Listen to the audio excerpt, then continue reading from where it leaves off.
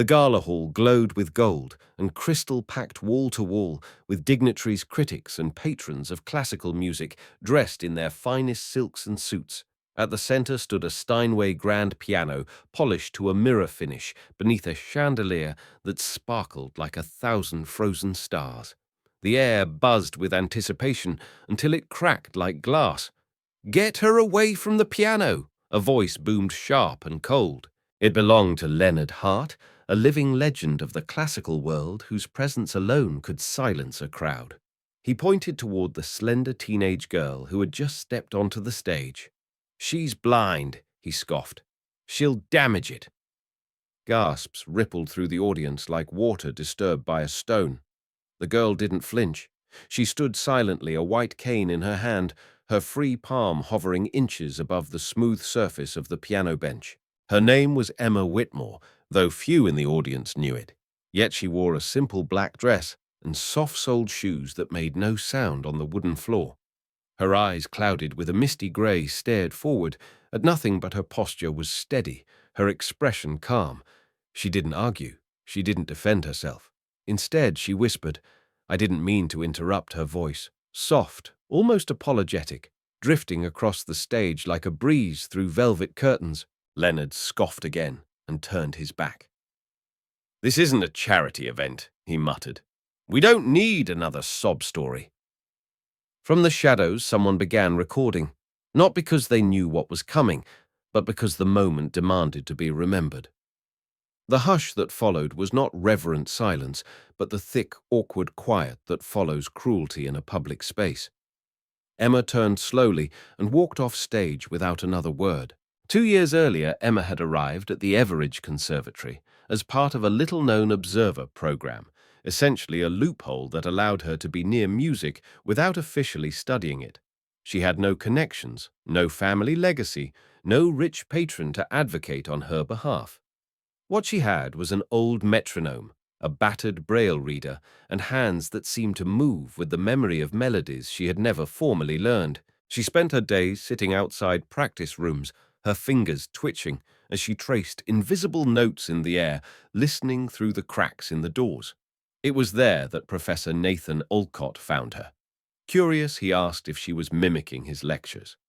"I was trying," she replied softly. "I'm sorry for being here." But Alcott didn't ask her to leave. Instead, he stayed after hours to teach her not with sheet music, but with stories, with rhythms tapped on her knuckles and notes hummed into the air like secrets. Though technically barred from performance, Alcott secretly submitted Emma's name for the conservatory's Young Virtuoso Showcase, listing only her skills and a recommendation so heartfelt it bordered on poetry.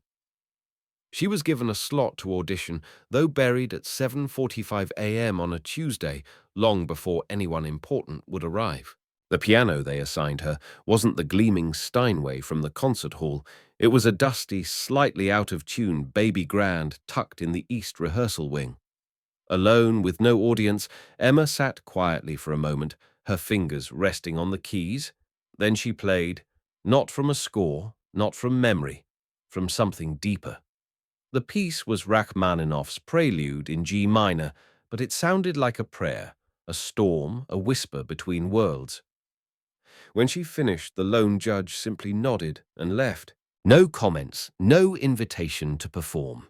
Emma might have remained a ghost in the corners of Everidge, her talent buried under protocol and prejudice, if not for a single unexpected witness. The janitor on duty who had paused outside the rehearsal room had recorded her performance. Moved beyond words, he uploaded the video with the title Blind Girl Rejected by Conservatory Plays, Rachmaninoff by Hart. At first, it gathered dust like millions of forgotten videos, but within days a Berlin music blogger found it, then a therapist in Brazil, then a retired cellist in Brooklyn. The shares multiplied. The comments poured in. She plays like she's telling her own story. I felt it in my bones. Her name, once unknown, now threaded itself across continents. And so by the time she stepped onto the stage of the International Harmony Gala and was cruelly dismissed by Leonard Hart, millions of people already knew who Emma Whitmore was, even if she didn't yet. She had been mocked, silenced, pushed aside. But her music had already spoken. In a world obsessed with credentials and image, her quiet strength reminded everyone that true artistry doesn't announce itself with noise. It emerges in defiance of silence. That day she may have left the stage without touching the piano, but she had already begun changing what it meant to be heard. When the envelope arrived at Everidge Conservatory's front desk, no one knew what to make of it. It was thick, gold-edged, and sealed with wax bearing the emblem of the Global Harmony Festival, an international music event broadcast live to over 60 countries. Inside was not a request, but a declaration Emma Whitmore was to open the festival. No audition, no debate. It was a response, not to a recommendation or formal submission, but to a video, a raw one-angle clip of Emma's Rachmaninoff rendition that had quietly gone viral. The organizers didn't care that she wasn't on the official roster.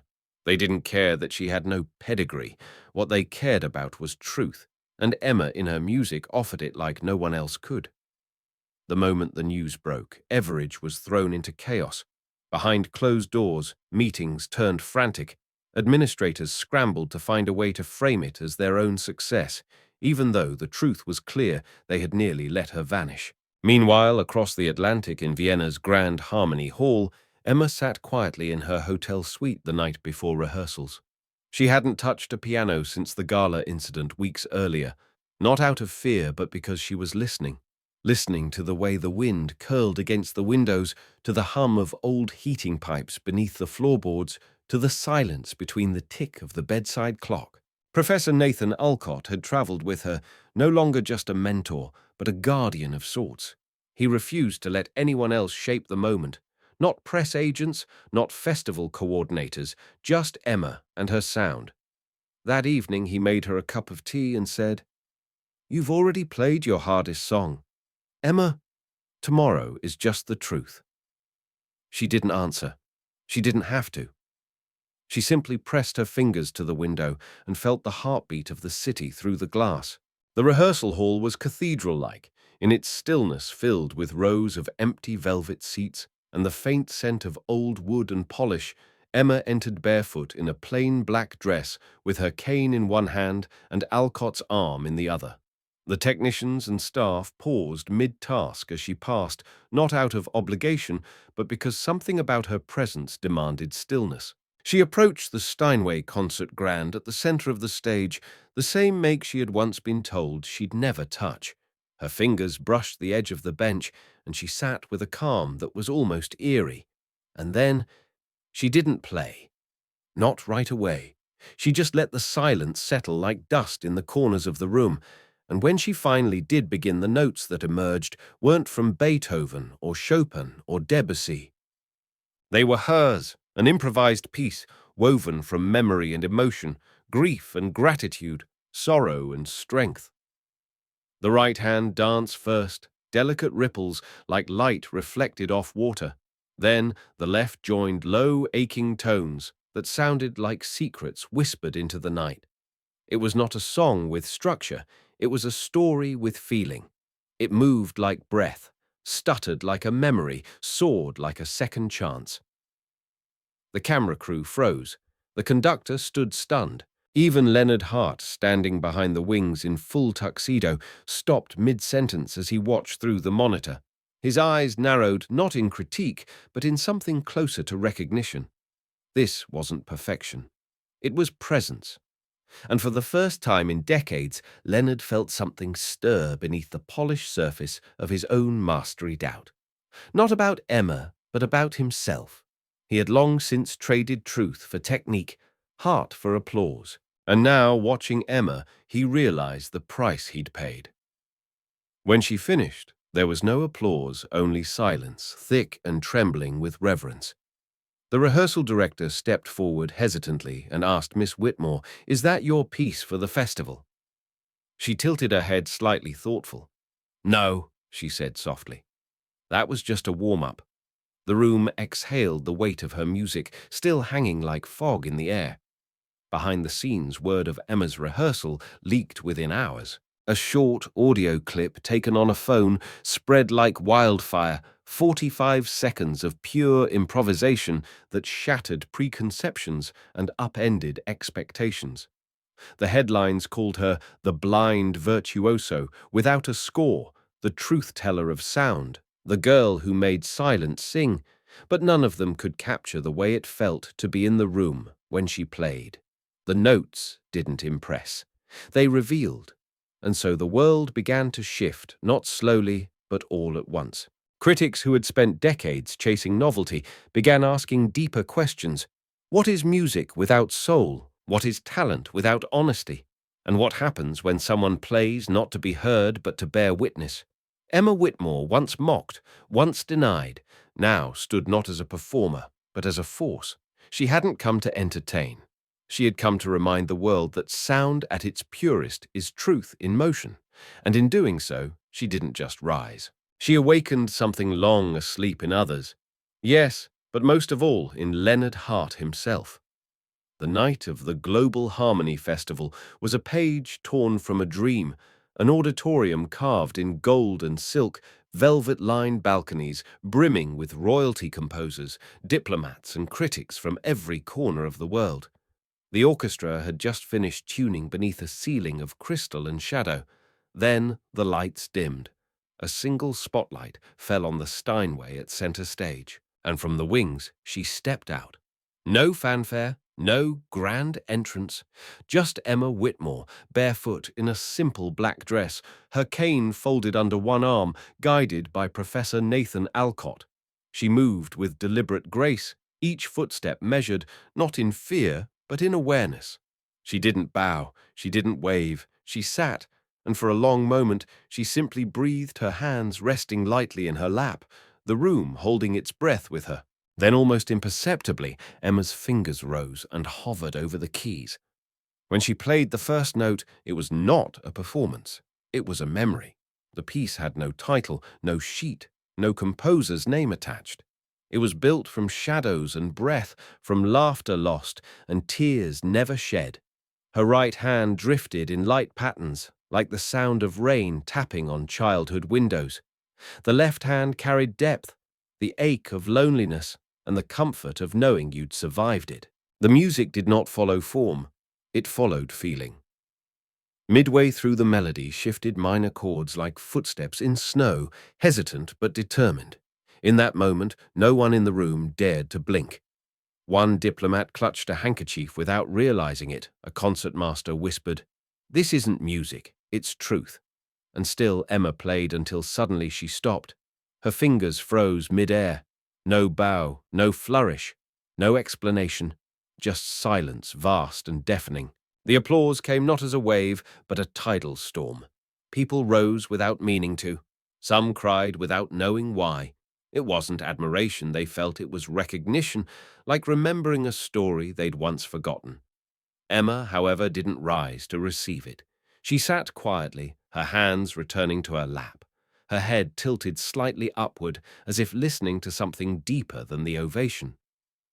Backstage agents from every major label waited with pens uncapped. Offers flew in faster than press releases.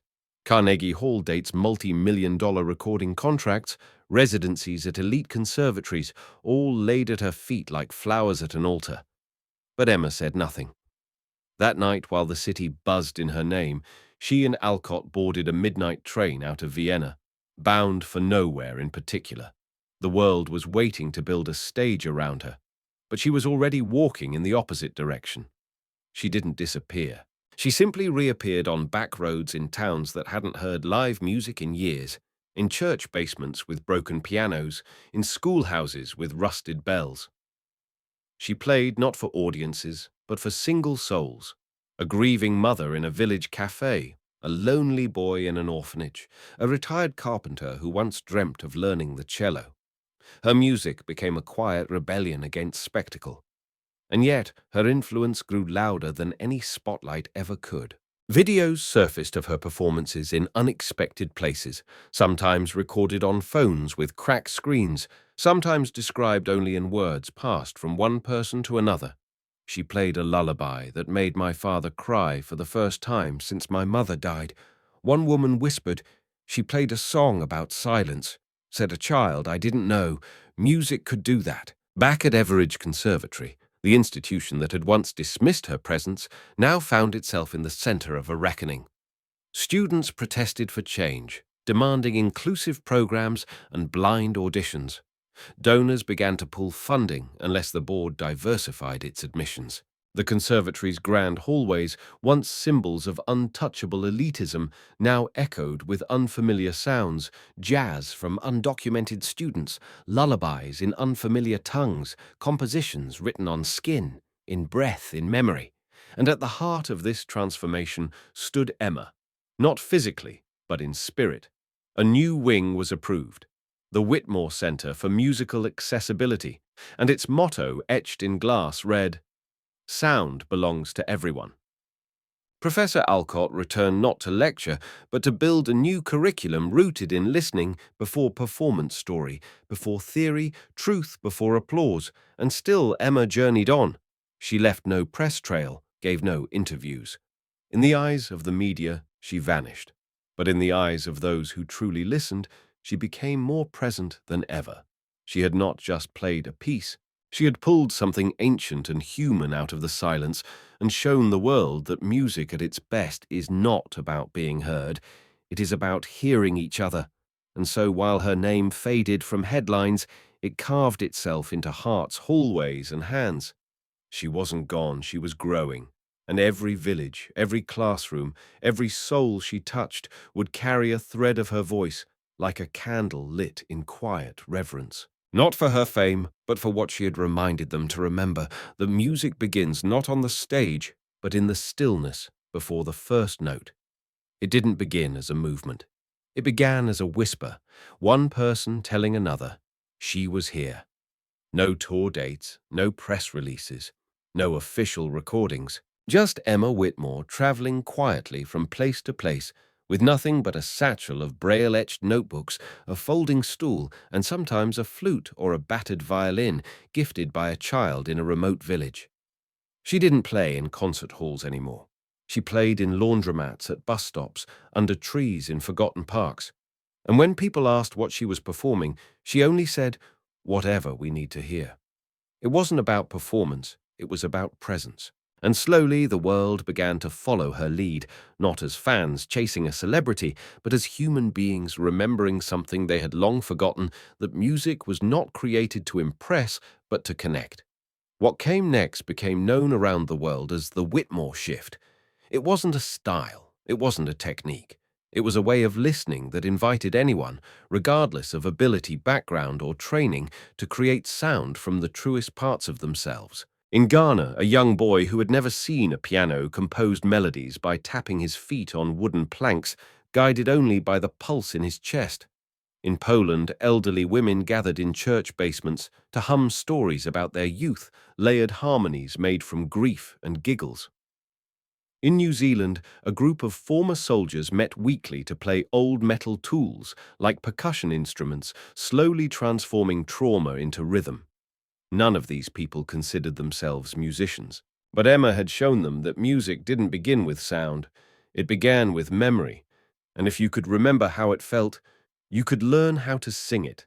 Emma became a teacher, not in the traditional sense, but in the truest one. She worked with children who stuttered, guiding their hands to trace melodies in the air before they dared speak them aloud.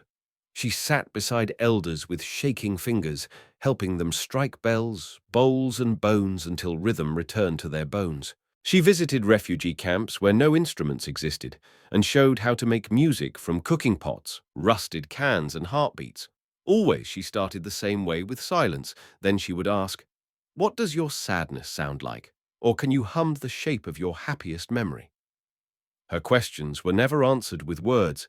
They were answered with sound, sometimes jagged, sometimes trembling, sometimes radiant. It was never perfect, but it was always real. And when people wrote to her letters from prisons, hospice wards, shelters, orphanages, Emma replied in the only language she trusted: music. Each response came not in ink, but in notes, small handwritten compositions folded into envelopes and returned with no name, no address, just the music. A mother who lost her child received a lullaby with a single repeated refrain that echoed like footsteps fading down a hallway. A widower in Maine received a piece built from long, sustained chords that pulsed like breath underwater. A boy in Morocco who feared his voice didn't matter received a jagged, defiant rhythm that rose and broke like waves. These pieces were never published. Emma never kept copies. They weren't meant to be hers. They were mirrors, carefully crafted to reflect each person's unseen truth. As this quiet revolution spread, institutions scrambled to catch up. Music conservatories opened departments for improvisation and memory-based composition. Orchestras began hosting listening concerts where musicians responded to audience-submitted emotions instead of scripted pieces. In hospital wings, therapists used Emma's model to help patients find healing through co-creation rather than passivity. And in neighborhoods, once silent with despair, new sounds emerged, not because someone brought music in, but because someone like Emma reminded them that it was already there. Volunteers handed out second-hand instruments on street corners, schools began replacing standardized theory with story-based learning, and all around the world people started gathering in places not designed for performance cafes, stairwells, community gardens, just to make music together. Emma never claimed any of this. She never gave it a name, never asked for credit. But the world named it anyway. The movement of shared sound. A quiet revolution that invited people not to be performers but participants, to listen before they played, to create without needing to be great, to express pain, love, fear, and joy without apology. And in doing so, humanity rediscovered music not as a product but as a birthright. Somewhere, Emma still moved quietly off stage unannounced, leaving behind melodies like breadcrumbs, not to lead people to her, but to lead them back to themselves. There was no announcement, no camera crew, no press badge slung over anyone's shoulder, just the sound of soft footsteps through dry soil as Emma Whitmore arrived at a refugee camp near the Turkish-Syrian border. A guard opened the gate, unsure who she was. She carried no luggage, no entourage, only a cloth bag slung over her shoulder and a wooden flute peeking from the side. She nodded, gently stepped inside and sat quietly beneath a rusting awning where families had gathered to escape the noon sun.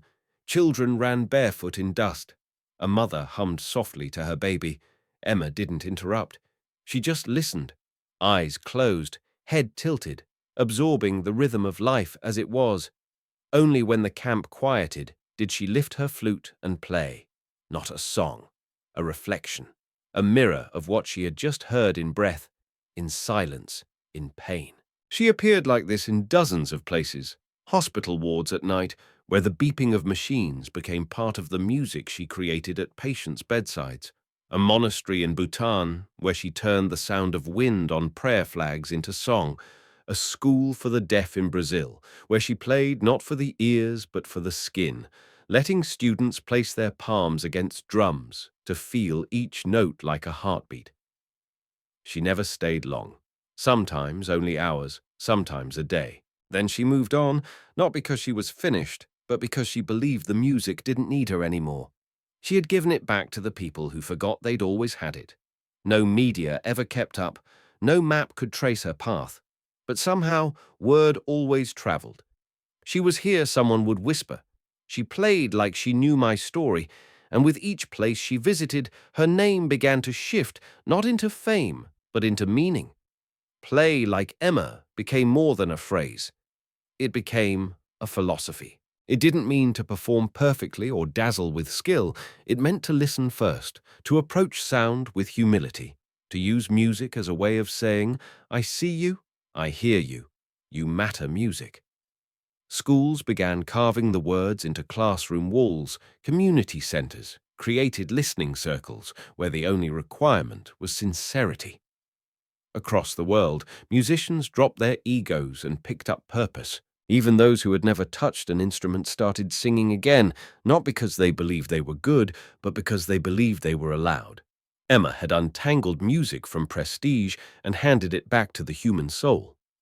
She never returned to grand stages, though she was invited 1,000 times. She declined awards, interviews, and honorary degrees with quiet handwritten notes. "The world doesn't need another statue," she once wrote. "It needs someone to hold the door open." Her name no longer filled headlines, but it filled hearts. In New Delhi, a blind child hummed a melody in the dark and said it came from the quiet lady in the dream. In Appalachia, a coal miner's daughter used her violin to soothe her grandmother's memory loss. In Kenya, a teacher without instruments guided students to mimic birdsong and breath, calling it the Emma method.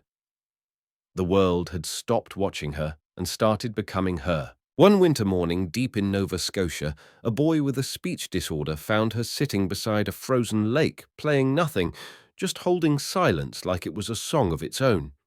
He didn't recognize her at first, but when he tapped the rhythm of his heartbeat against the snowbank and she echoed it back on a small tin whistle, he knew. "Are you her?" he asked. Emma smiled softly, not with confirmation, but with invitation. "Are you ready to play?" she asked. The boy nodded. They didn't talk after that. They just played a simple duet built from breath, wind, and courage. When his parents came looking, they found only the boy, still smiling, still tapping, and a single note folded beside him that read, "He already knows how." Emma Whitmore never had a farewell tour. There was no final performance, no obituary, no candlelit vigil. Instead, she disappeared the same way she lived, gently, intentionally, with a trail of music so softly woven into the world that it became indistinguishable from life itself.